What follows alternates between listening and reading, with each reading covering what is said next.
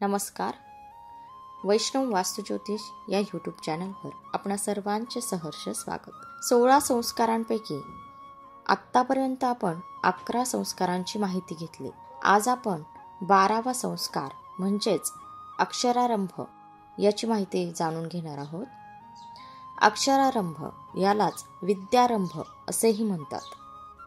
जातकाच्या 5व्या वर्षी उत्तरायणामध्ये अक्षरलेखनाला आरंभ करावा. अक्षरलेखनाला आरंभ करताना कुंभ राशीतील रवी वर्ज्य करावा. शुक्ल पक्षात अक्षरारंभ करू नये. शुक्ल पक्ष तसेच शुक्ल पक्षातील शेवटच्या 5 तिथी वर्ज्य कराव्यात.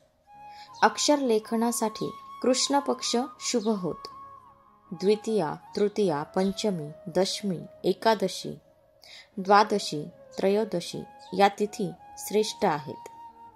अश्विनी, मृग, आर्द्रा, पुनर्वसु, पुष्य, हस्त, चित्रा, स्वाती, अनुराधा, श्रवण, धनिष्ठा, शततारका आणि रेवती ही नक्षत्रे शुभ आहेत.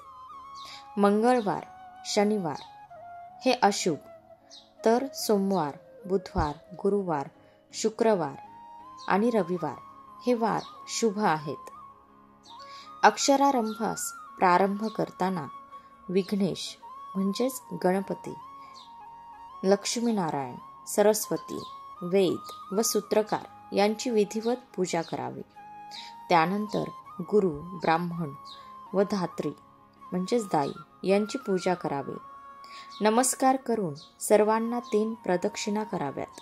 त्यानंतर सर्वप्रथम ओमकार लिहावा. ओम हे अक्षर लिहून नंतर दुसरी अक्षरे लिहिण्यास सुरुवात करावी.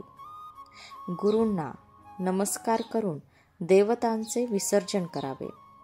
त्यानंतर मंत्रोच्चारणाने सरस्वतीचे आवाहन करावे व प्रणव मंत्राने षोडश उपचार अर्पण करावा.